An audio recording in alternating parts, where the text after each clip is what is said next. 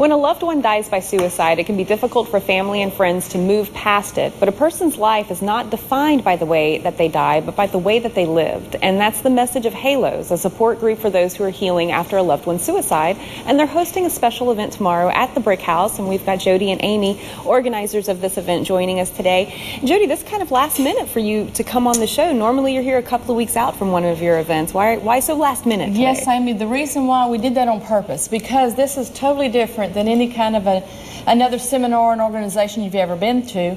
Because when you're a survivor of suicide, my dad died by suicide a couple of years ago, and someone's going to be seeing this today, and they're going to know about this tomorrow, because they may not make the decision till tomorrow, because this is not something people want to just register for and jump through and go ahead and go be a part of it, because the hurt is so deep. And we want to let everybody know that's out there.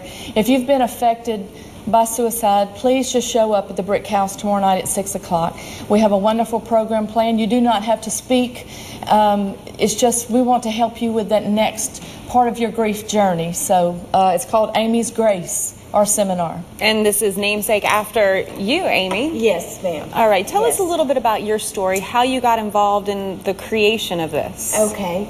I lost my son Cole at the young age of 13 by suicide.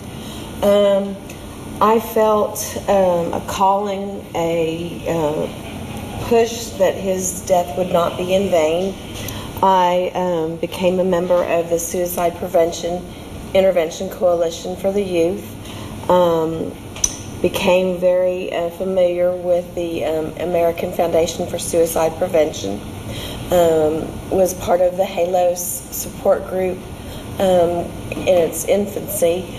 And then we kind of just didn't have enough people attending, so we just kind of didn't meet anymore. And then I met Jody, and she was like, we have to do something, we have to do something. So we kind of revived up the program in August of 2015, got that started, and had some more programs, and have had a little bit more success with the support group now.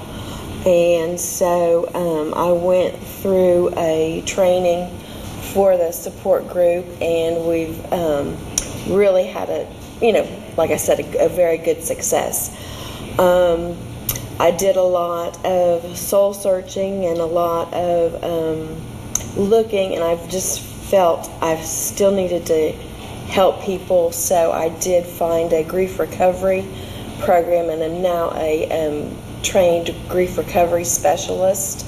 And so I'm going to announce my new endeavor as Amy's Grace this evening, and tomorrow evening, and hopefully everybody will come out and want to hear more about it. It sounds fantastic. If somebody does want to attend tomorrow evening, what do they need to do? At this point, like I said, tomorrow night, 6 o'clock, the Brick House, right here in Lake Charles. They're allowing us to have it there. Please just show up. Amy's going to be telling her story, her full story of what she went through, and turning her tragedy into an inspiration. So please, if you've been affected by suicide, or if you know someone, grab your friend's hand and go with them.